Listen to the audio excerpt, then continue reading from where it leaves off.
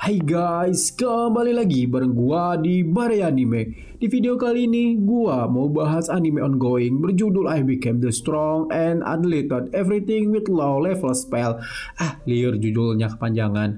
Jadi pada suatu masa di mana rombongan anak sekolah yang mau study tour tiba-tiba terlempar ke dunia fantasi atau familiar nama dunia isekai. Mimori Touka merupakan tokoh utama di anime ini. Ia dan teman sekelasnya telah dipanggil oleh Dewi penghuni dunia lain untuk menjadikan mereka pahlawan. Sebagian besar siswa menunjukkan keterampilan luar biasa pada saat kedatangannya, kecuali si MC kita ini yang kemampuannya berada di peringkat E, peringkat yang paling rendah. Dirasa peringkat E ini hanya akan menjadi beban bagi tim, Sang Dewi memutuskan untuk membuang Mimori ke sebuah penjara yang tidak pernah seorang pun kembali hidup-hidup. Tidak hanya Sang Dewi, bahkan teman sekelasnya pun ikut merendahkan Mimori. Namun, ternyata skill Mimori bukannya tidak berguna, melainkan juga abnormal, bahkan sangat kuat. Jika Mimori mampu kembali ke permukaan, tidak akan ada orang yang mampu menghalanginya untuk balas dendam. Oke lah, biar nggak kebanyakan spoilernya, kita langsung saja gaskan ke ceritanya. Film dimulai di sebuah rumah. Di sana terlihat seorang bocah yang sedang disiksa oleh bapak tirinya. Si bapak tiri tanpa belas kasihan terus menyiksa bocah itu. Yang padahal si bocah telah meminta ampunannya, tapi semakin banyak ia meminta maaf, si bapak tiri makin ganas menyiksanya. Dikira kalau ada emaknya si bocah akan selamat, taunya emaknya di sana dan hanya asik menonton telenovela. Kemudian scene beralih memperlihatkan seorang anak SMA bernama Mimori yang terbangun karena mimpi buruknya. Saat ini ia sedang berada di sebuah bus sekolah yang sedang melaksanakan study tour. Lalu perhatian Mimori teralihkan kepada Sogo Ayaka, ketua kelas 2C yang sedang diganggu oleh Oyamada. Si Oya merupakan siswa berandalan yang hobinya membuat orang kesal. Saat ini ia mengganggu Ayaka dengan mengambil novel miliknya. Dengan perasaan senang, Oyamada meledek Ayaka yang suka novel romantis.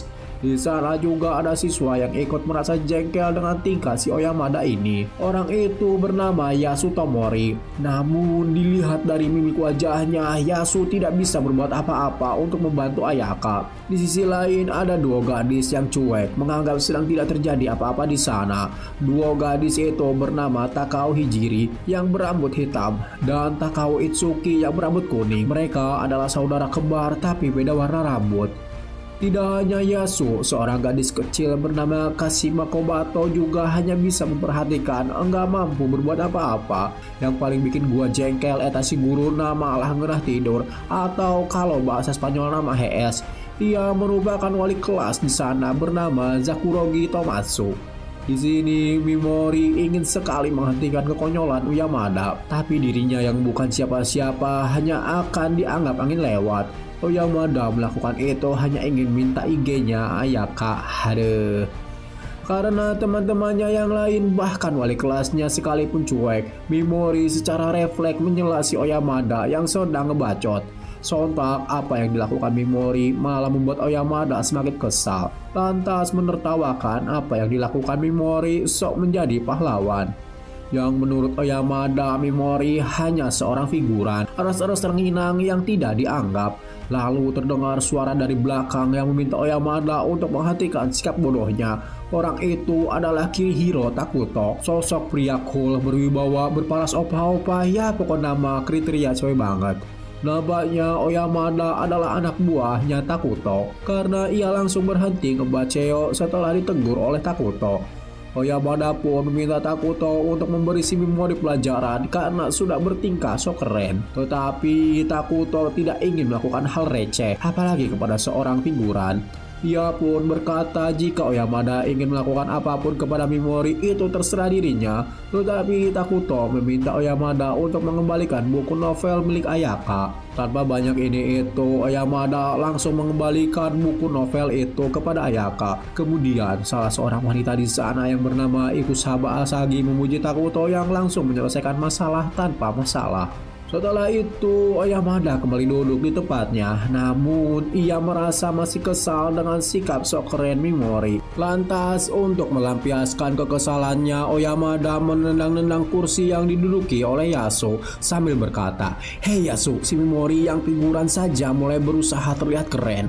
Rupanya, Yasuo juga seorang penakut yang tidak bisa berbuat apa-apa ketika dibully teman-temannya. Pada akhirnya, Pak Guru yang sedari tadi HS menurut bahasa Spanyol mulai menegur Oyamada yang sedari tadi ngebacot terus. Dia berkata dirinya akan kerepotan kalau ada siswa yang bunuh diri di kelasnya.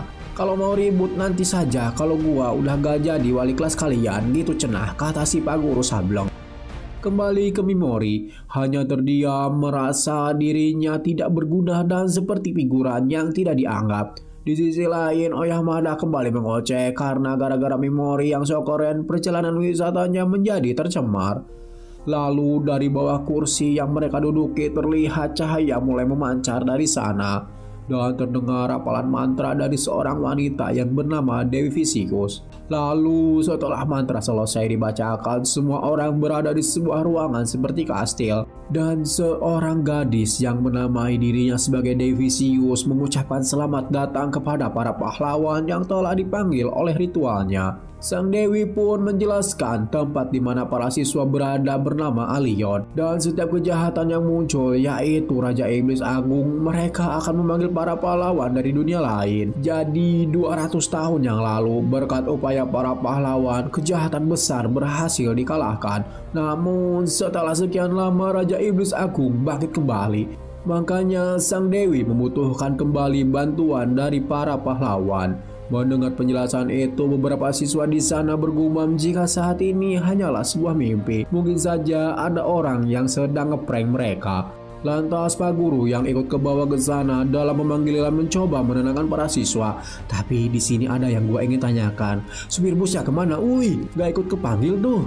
Pak Guru yang melihat surga di hadapannya langsung berubah mesum. Tapi ia tetap waras untuk meminta penjelasan lebih detail lagi apa yang sebenarnya terjadi. Tapi sebelum si Dewi menjelaskan, Takuto langsung menembak jika pada intinya Sang Dewi meminta mereka untuk mengalahkan Raja Iblis Agung. Takuto juga menanyakan jika mereka tidak mau menurutinya apa yang akan terjadi. Si Dewi menjawab dengan santai jika mereka tidak mau melakukannya, maka mereka tidak akan bisa kembali ke dunia asalnya. Hanya ada dua cara agar mereka dapat kembali ke dunia asal, yaitu ke satu mengambil jantung Raja Iblis, dan kedua mengambil elemen jahat yang dilepaskan oleh Raja Iblis Agung ketika dikalahkan. Mendengar itu, sontak membuat Oyamada kesal, karena dua cara itu sama saja, nggak ada bedanya. Yang intinya mau tidak mau mereka harus mengalahkan Raja Iblis Agung. Oyamada berkata ia tidak ada hubungannya dengan tempat ini, apalagi Raja Iblis, jadi tentu saja ia menolaknya. Namun tanpa diduga, Sang Dewi langsung berlutut memohon kepada mereka untuk dapat menyelamatkan dunianya dari invasi para iblis. Melihat Sang Dewi berlutut, semua orang langsung terdiam. Kemudian Ayaka meminta interupsi karena mereka semua hanyalah seorang manusia biasa. Walau disebut pahlawan sekalipun, mereka bukanlah tandingan dari Raja Iblis. Sang Dewi pun kembali menjelaskan kalau seseorang dari dunia lain dipanggil dengan sebuah ritual, mereka akan memiliki kekuatan sihir. Tapi tentu saja kekuatannya itu random. Sebagai contoh, Devisius meminta bawahannya mengeluarkan seekor monster yang cukup besar, lebih besar daripada hewan yang ada di bumi. Monster itu terlihat buas, tetapi hanya dengan sebuah mantra sihir yang dirapalkan oleh Sang Dewi, sosok monster itu pun langsung lenyap. Singkat cerita, akhirnya mereka mau mengikuti arahan dari Sang Dewi. Dan saat ini, masing-masing dari para siswa mengecek kekuatan apa yang mereka miliki. Cara mengeceknya sangat mudah, yaitu hanya menempelkan tangan di atas bola sihir. Beberapa dari mereka mulai bergantian melakukannya. Saat giliran si Cengos Oyamada, bola sihir itu mengeluarkan warna merah yang sangat terang. Sang Dewi pun memuji akan kekuatan besar yang dimilikinya. Ya, tentu saja hal itu juga membuat Oyamada semakin sombong, merasa paling hebat. Namun kesombongannya dibungkam ketika Kirihara Takuto mengecek kekuatannya. Bola sihir yang ia sentuh langsung meletus. Sang Dewi pun cukup takjub karena kekuatan yang dimiliki Kirihara berperingkat es. Oyamada langsung menghampiri sang dewi dan menanyakan dirinya ada di peringkat mana. Sang dewi pun memberitahu kalau Oyamada berada di bawah peringkat S, yaitu peringkat A.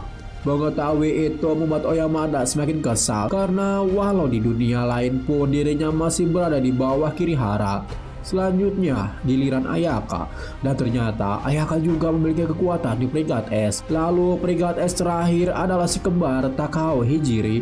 Sang dewi pun merasa senang karena gacha kali ini ia sangat untung banyak, 3 peringkat S dan beberapa peringkat A. Kemudian giliran Mimori, saat ia menempelkan tangannya, batu sihir itu mengeluarkan sinar berwarna ungu yang redup. Sang dewi pun langsung meminta giliran selanjutnya tanpa memberi penjelasan tentang kekuatan Mimori berada di level apa. Ya, Mimori merasa kali ini pun ia masih saja menjadi seorang figuran yang tidak dianggap. Orang terakhir adalah Yasu. Warna yang dipancarkan oleh batu sihirnya adalah kegelapan.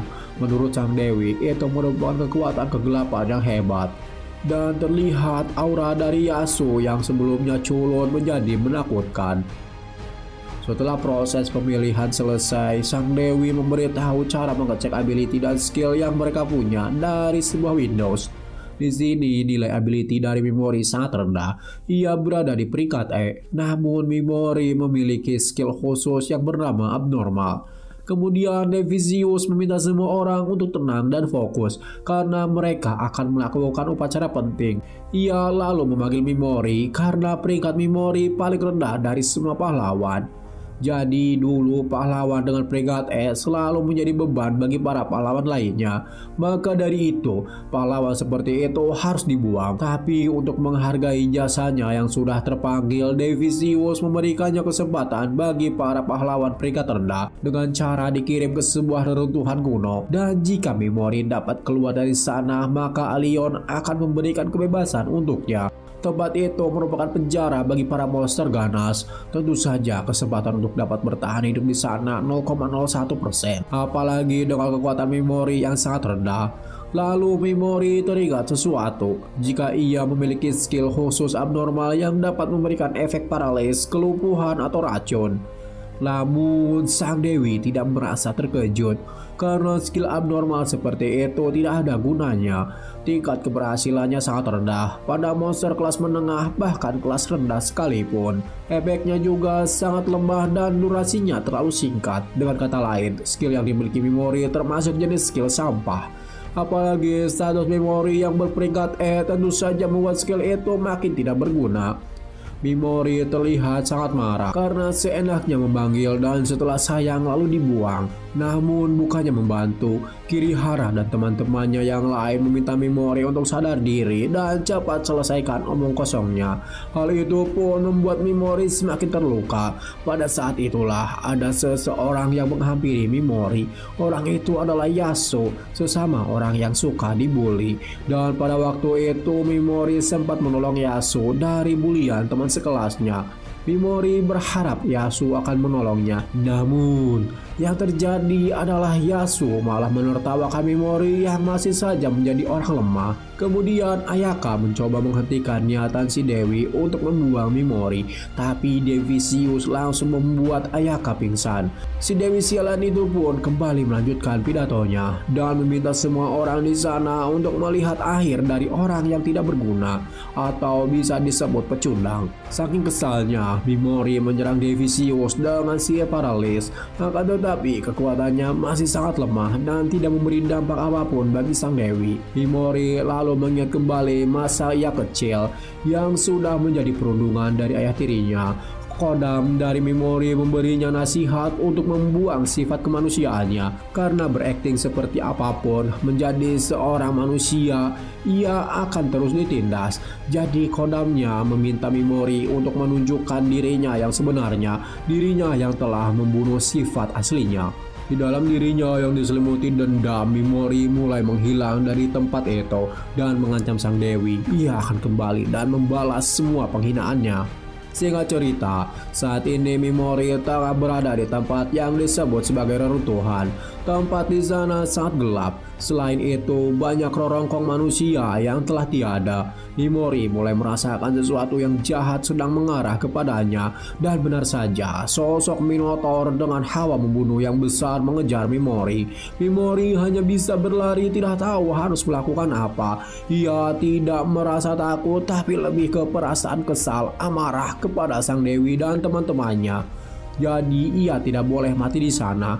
Ia pun menggunakan skill paralysnya yang membuat Minotaur itu tidak dapat bergerak atau terkena efek stun. Tapi ada yang aneh, Dewi Zeus memberitahu kalau skillnya tidak berguna di dunia itu, bahkan terhadap monster kelas rendah. Tapi sosok Minotaur, mana mungkin dia monster peringkat rendah. Mimori merasa mungkin itu sebuah keajaiban. Ia kembali berlari untuk menyelamatkan diri.